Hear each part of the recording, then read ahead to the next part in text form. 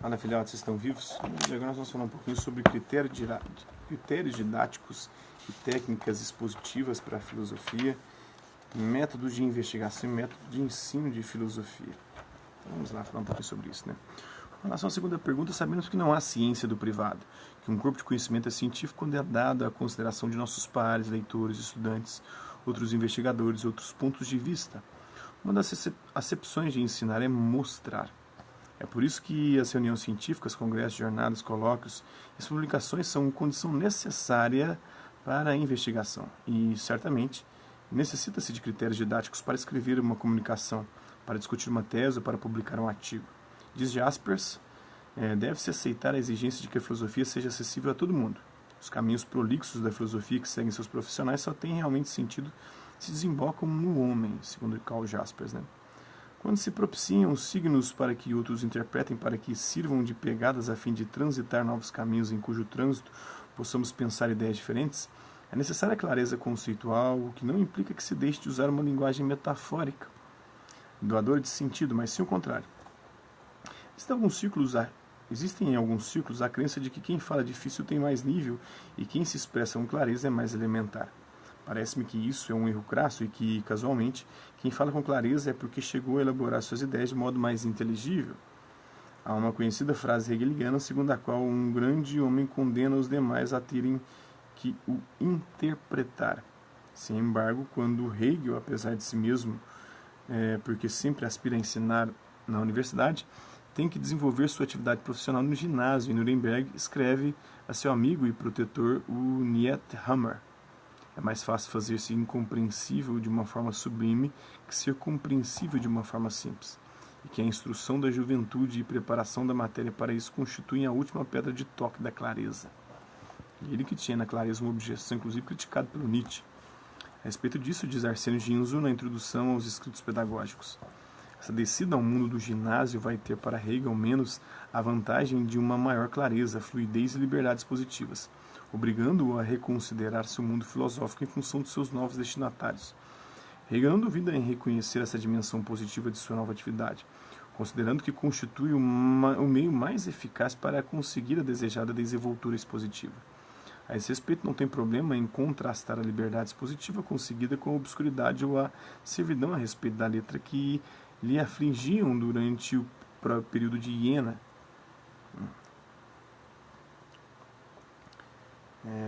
Isso me dá lugar para falar de outras divisões famosas no ensino: educação geral básica ou fundamental, polimodal ou média, superior não universitária ou terciária e universidade, graduação e pós-graduação. Não sou contra essas divisões. Parecem-me necessárias e constitutivas do sistema educativo, porém pergunto, por exemplo, qual a diferença em dar uma aula universitária em filosofia na graduação ou na pós-graduação? Suponho que as exigências a respeito da avaliação de um trabalho são maiores na pós-graduação, porém, em relação às finalidades do ensino e também à bibliografia, haveria uma diferença substancial entre esses dois níveis, principalmente levando em conta que os títulos de pós-graduação não otorgam habilitações, mas que são somente acadêmicos e não profissionais. Então, em uma pós-graduação de filosofia, um profissional de qualquer disciplina pode se inscrever. Considero que a diferença é individual e não há saltos de tipo qualitativos. Quanto aos fins práticos, a diferença entre os cursos de atualização, capacitação e aperfeiçoamento se tem a mesma carga horária e a mesma avaliação. A diferença é somente quanto aos fins de pontuação que outorgam. Se isso é assim, resultam falsas dicotomias. A Lei de Educação Superior, número 24.251 da Argentina, que data de 1995, e seu artigo 7º estipula que poderão ingressar na universidade, como exceção, os maiores de 25 anos que não têm o título de ensino médio, sempre que demonstrem que têm preparação e ou experiência de trabalho de acordo com os estudos que pretendem iniciar, assim como as aptidões e conhecimentos suficientes para cursá-los satisfatoriamente. As provas de avaliação estão a cargo de cada universidade, de acordo com os critérios que em cada caso se estabeleçam. Esse artigo tem sido muito polêmico e as universidades não estiveram de acordo com sua aplicação. No ano de 2003, promulgou-se a Lei 25.754, que modifica o artigo 39 da Lei de Educação Superior. O mesmo estabelece que terá acesso à formação de pós-graduação postulante de nível superior não universitário, ou seja, terciário, de 4 anos de duração como mínimo, sempre que reunir os pré-requisitos determinados pelo comitê acadêmico ou autoridade equivalente. a fim de comprovar que sua formação resulta compatível com as exigências da pós-graduação a que aspira.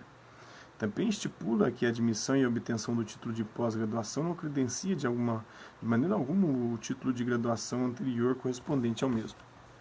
A aplicação dessa lei encontra resistência também em muitas universidades, entre as quais a universidade onde trabalho, que não regulamentaram por estar em desacordo com a normativa. Esses exemplos são para argumentar que às vezes reparamos mais nas divisões, como compartimentos estanques, que na realidade, que é em última instância a que nos demonstrará a operacionalidade ou não da medida. Finalizando, creio que docência e investigação, ainda que distintas, se retroalimentam, que o docente deve investigar, que o investigador deve ter critérios didáticos. A etimologia dos termos ensinar e investigar também deu conta disso.